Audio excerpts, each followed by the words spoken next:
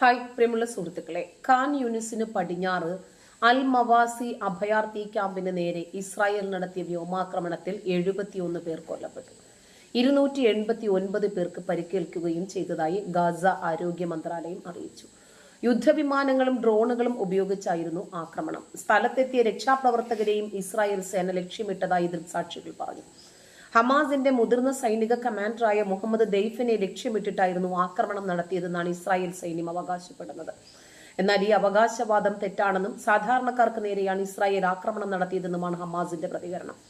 ചിതറിത്തെറിച്ച കുട്ടികളുടെ മൃതദേഹങ്ങൾ താൻ കണ്ടു എന്ന് ആക്രമണത്തിൽ നിന്ന് രക്ഷപ്പെട്ട ഒരു സ്ത്രീ പ്രതികരിച്ചു.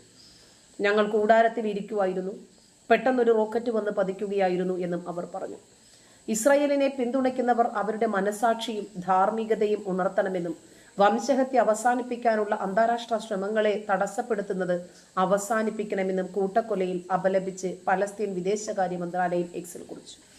ജീർണിച്ച മൃതദേഹങ്ങളുടെയും പട്ടിണിയുടെയും തെരുവായി വീണ്ടും ഗാസ സിറ്റി മാറുകയാണ്.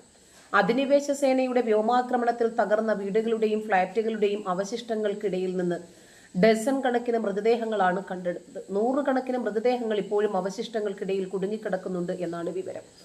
ഗാസ സിറ്റിയുടെ അടുത്തുള്ള ടെല്ലവീവിലെ പരിസരങ്ങളിൽ നിന്ന് മൃതദേഹങ്ങൾ ഏറെയും കണ്ടെടുത്തിട്ടുണ്ട്.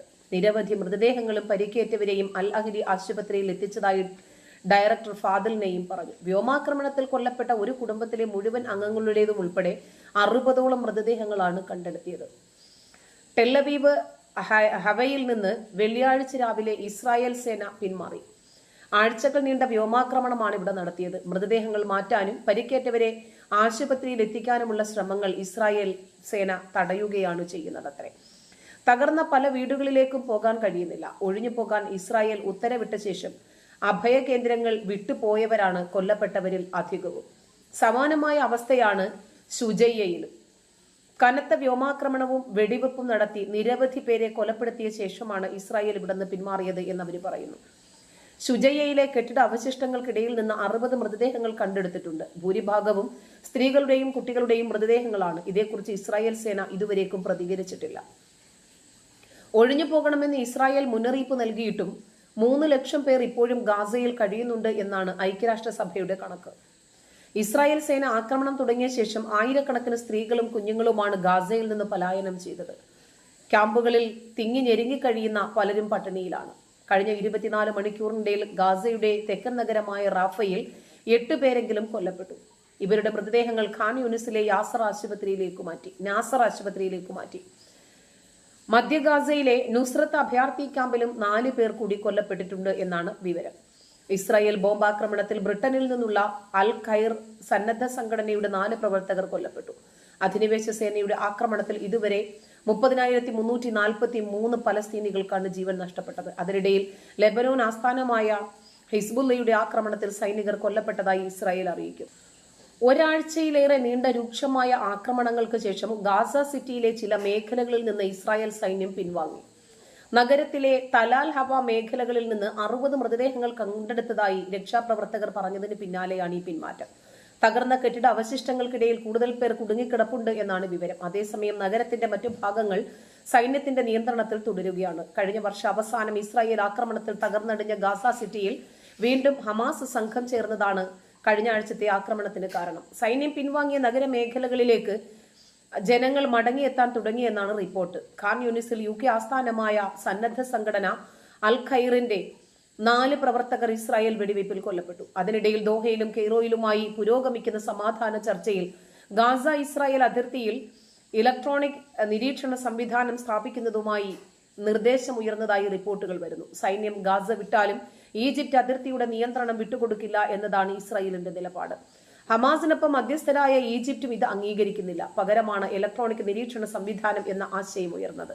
ബന്ദികളുടെ മോചനവും ഇസ്രായേൽ സൈനിക പിന്മാറ്റവും സാധ്യമാക്കുന്ന 3 ഘട്ട വെടിവെപ്പ് പദ്ധതിയുടെ ചർച്ചകളിൽ ഇസ്രായേൽ പ്രതിനിധികൾ പങ്കെടുക്കുന്നുണ്ട്. ഇതുവരെ ഗാസയിൽ ഇസ്രായേൽ ആക്രമണത്തിൽ 38,000 കഴിഞ്ഞു പലസ്തീൻകാരുടെ മരണസംഖ്യ.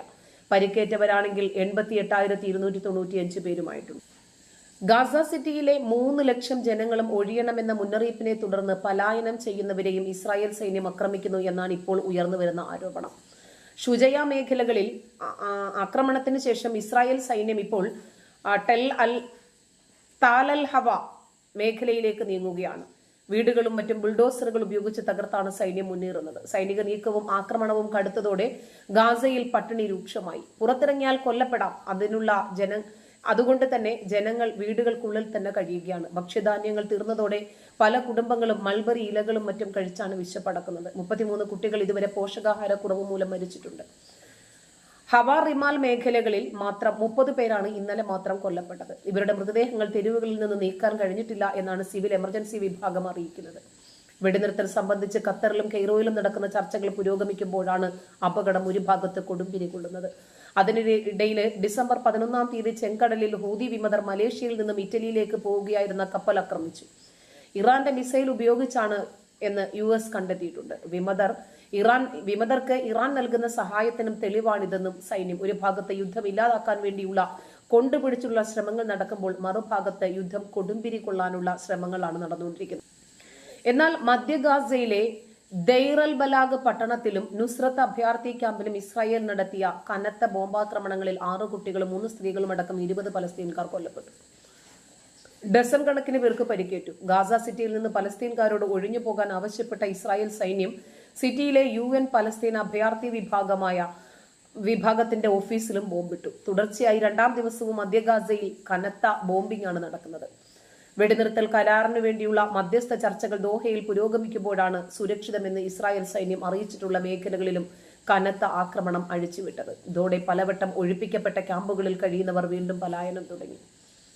കഴിഞ്ഞ ദിവസം തെക്കൻ നഗരമായ ഖാൻ യൂനിസിന് സമീപം പലസ്തീൻ കുടുംബങ്ങളെ പാർപ്പിച്ചിട്ടുള്ള സ്കൂളിൽ ഇസ്രായേൽ ബോംബിട്ടതിനെ തുടർന്ന് കുട്ടികളും സ്ത്രീകളും അടക്കം 31 പേരാണ് കൊല്ലപ്പെട്ടത്. 50-ലേറെ പേർക്ക് പരിക്കേൽക്കുകയും ചെയ്തു. സ്കൂൾ മുറ്റത്ത് കുട്ടികൾ ഫുട്ബോൾ കളിച്ചുകൊണ്ടിരിക്കുമ്പോൾ അതിന് സമീപം ബോംബ് വീഴുന്നതും കുട്ടികൾ ചിതറി ഓടുന്നതുമായ വീഡിയോ അൽ ജസീറ TV സംപ്രേഷണം ചെയ്തു. ഈ ആഴ്ചയാണ് ഗാസ സിറ്റിയിൽ വീണ്ടും ഇസ്രായേൽ ടാങ്കുകൾ പ്രവേശിപ്പിച്ചതും ആക്രമണം കടുപ്പിച്ചതും. യുദ്ധത്തിന്റെ ആരംഭത്തിൽ ആദ്യം ടാങ്കുകൾ വളഞ്ഞത് ഗാസ സിറ്റി ആയിരുന്നു. ഇവിടെ ഹമാസിനെ ഉന്മൂലനം ചെയ്തു എന്ന് അവകാശപ്പെട്ട സൈന്യം പിൻവാങ്ങിയതുമാണ്. ഹമാസ് വീണ്ടും സംഘം ചേർന്നു എന്ന് പറഞ്ഞാണ് ഇപ്പോൾ ആക്രമണം പുനരാരംഭിച്ചത്. അതേസമയം ഇന്നലെ ദോഹയിൽ വീണ്ടും മധ്യസ്ഥ ചർച്ചകൾ സജീവമായി. കഴിഞ്ഞ ദിവസം CIA director William Burns Egypt president Abdel Fattah al സിസിയുമായി കെയ്റോയിൽ കൂടിക്കാഴ്ച നടത്തിയിരുന്നു. ഈജിപ്ത് ഇന്റലിജൻസ് മേധാവി അബ്ബാസ് കമാൽ ഇന്നലെ ദോഹയിലെത്തി. അതിനിടയിൽ ജെറുസലേം ആസ്ഥാനമായിട്ടുള്ള ഇസ്രായേൽ ഡെമോക്രസി ഇൻസ്റ്റിറ്റ്യൂട്ട് നടത്തിയ സർവേയിൽ 85% ഇസ്രായേലികളും വെടിനിർത്തലിനെ അനുകൂലിച്ചു. 9 മാസത്തിനിടയിൽ 60% ഹമാസുകാരെയും ഇല്ലായ്മ ചെയ്തു എന്ന് ഇസ്രായേൽ പ്രതിരോധ മന്ത്രി യോവ് ഗാലന്റ് അവകാശപ്പെടുന്നു. ഇസ്രായേൽ ആക്രമണങ്ങളിൽ ഇതുവരെ കൊല്ലപ്പെട്ടത് 38,000 കഴിഞ്ഞു. ഇപ്പോഴും യുദ്ധം കൊടുമ്പിരി കൊണ്ടിരിക്കുമ്പോൾ ഇതിനകത്ത് വില്ലന്മാരായി വരുന്നത് ഹിസ്ബുള്ളയും ഹൂതികളുമാണ്. ഹമാസ് ഇവരോടൊപ്പം ചേർന്ന് ഇറാന്റെ പിന്തുണയോടുകൂടി യുദ്ധം രൂക്ഷമായി കൊണ്ടുപോകാൻ ഒരു ഭാഗത്തു നിന്ന് മറ്റുള്ള ഒരുപാട് സംഘടനകളുടെയും രാജ്യങ്ങളുടെയും സഹായം ആവശ്യപ്പെടുന്നത് ഇസ്രായേലിനെ ഒരു പരിധിവരെ ചൂടിപ്പിച്ചിട്ടുണ്ട്. നന്ദി.